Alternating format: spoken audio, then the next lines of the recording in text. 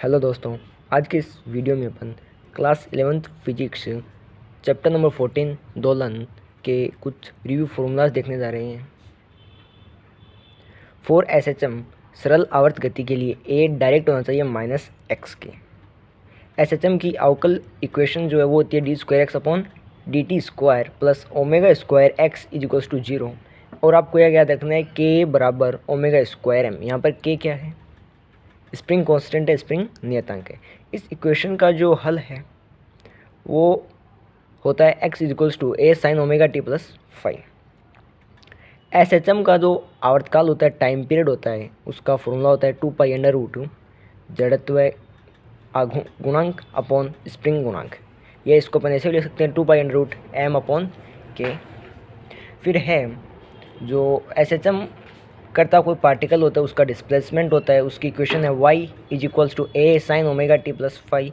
यहाँ पर y उसका डिस्प्लेसमेंट है, a उसका एम्पलीट्यूड है, आयाम है, और a को अपन मैक्सिमम डिस्प्लेसमेंट भी कह सकते हैं। ओमेगा टी यहाँ पर कला कोण है और फाई यहाँ पर प्रारंभिक कला कोण है। फिर अपन देख सकते हैं v is equals to A omega cos omega T plus 5।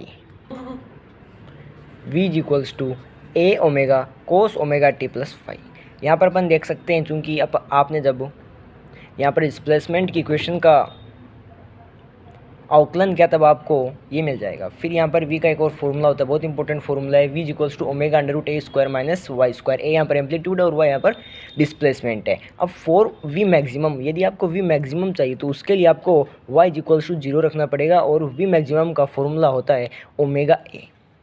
फिर बात करें एक्सलेशन की, त्वरण की, वो होता है माइनस के A omega square sine omega T plus 5। आप इसका अवकलन कर दीजिए v की इक्वेशन का तो आपको यहाँ पर a मिल जाएगा। ठीक है, फिर आप देख सकते हैं a मैक्सिमम के लिए आपको, और a का फॉर्मूला ये होता है माइनस के ओमेगा स्क्वायर y। यहाँ पर a डायरेक्ट होता है माइनस आई का मतलब ये एस एच एम है। फिर a मैक्सिमम के लिए आपको क्या चाहिए? a मैक्सिमम के लिए अवश्य बात है y डिस्प्लेसमेंट क्या होना चाहिए? आयाम होना चाहिए, y मैक्सिमम होना चाहिए जो कि क्या होता है a। तो a मैक्सिमम का फॉर्मूला होता है ओमेगा स्क्वायर a। फिर आपको टाइम पीरियड t जिसका फॉर्मूला होता है 2 पाई अंडर रूट विस्थापन अपॉन त्वरण, डिस्प्लेसमेंट अपॉन एक्सेलरेशन।